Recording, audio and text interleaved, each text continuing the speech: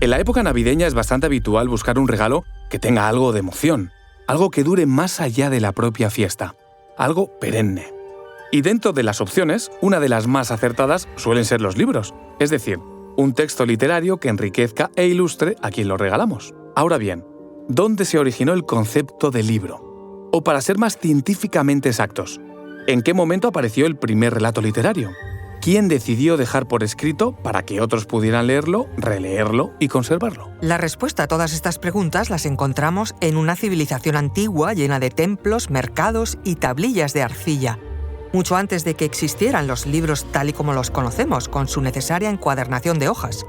En Mesopotamia nació una historia que supuso el punto de partida de toda la literatura posterior que conocemos. Esa historia se llama la Epopeya de Gilgamesh. Os contamos mucho más a continuación.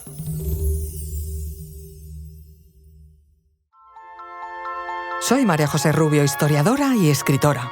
Y yo soy Federico Cardelús, periodista y divulgador. Y esto es Despierta tu curiosidad, un podcast diario sobre historias insólitas de National Geographic. Y recuerda, más curiosidades en el canal de National Geographic y en Disney+.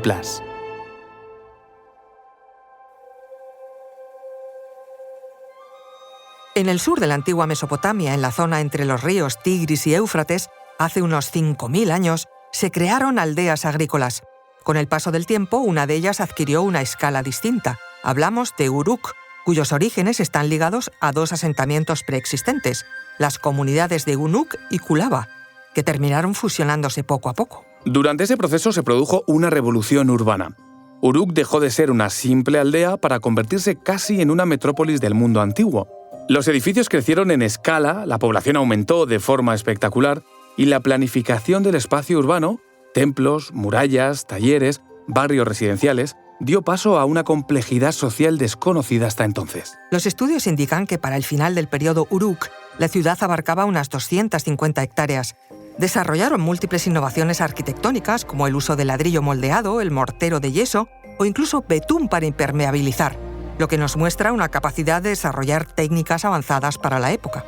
El paso de la vida rural a la urbana implicó numerosos cambios. Se necesitaban nuevas formas de organización para gestionar el agua, los cultivos, la construcción de templos, la producción de bienes y el intercambio.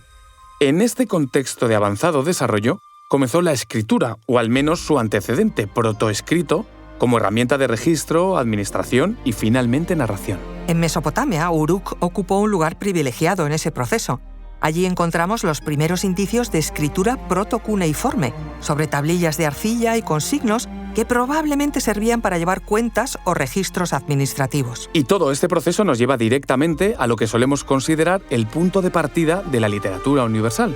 Porque cuando hablamos del primer libro del mundo, en sentido figurado, puesto que realmente nos referimos al primer texto literario, hablamos de un hallazgo arqueológico que en realidad fue una sorpresa monumental. La Epopeya de Gilgamesh salió a la luz en el siglo XIX, en plena fiebre arqueológica. Fue descubierta en la antigua biblioteca del rey Asurbanipal, en Nínive, actual Irak.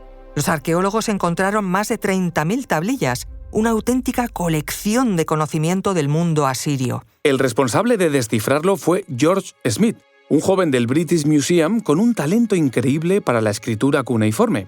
En 1872, mientras analizaba tablillas, encontró un pasaje que describía un diluvio universal sorprendentemente parecido al de la Biblia.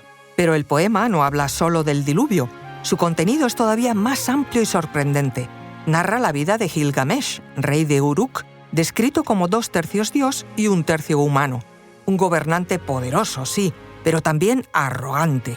Para equilibrarlo, los dioses crean a Enkidu, un hombre salvaje que vive entre animales. La primera parte del poema cuenta cómo ambos se enfrentan, cómo terminan haciéndose amigos, una amistad tan fuerte que se convirtió en uno de los temas centrales del texto, y cómo juntos derrotan a criaturas míticas como Humbaba, el guardián del bosque de los cedros.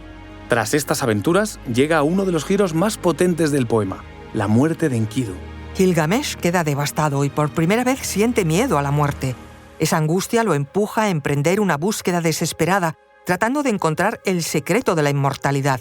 Pero Gilgamesh finalmente fracasa en su intento de vivir para siempre. El héroe regresa a Uruk con las manos vacías, pero con la certeza de que lo único que puede trascender es lo que construye. Por eso, el poema cierra con una descripción arquitectónicamente al detalle de las murallas de la ciudad. Y lo interesante es que esta obra no es solo literatura, es una ventana a cómo pensaban los habitantes de Mesopotamia, a sus temores, a conocer qué admiraban, cómo entendían el poder, la amistad, la muerte o el papel de los dioses en su vida diaria. La epopeya de Gilgamesh no se quedó encerrada en las tablillas de arcilla.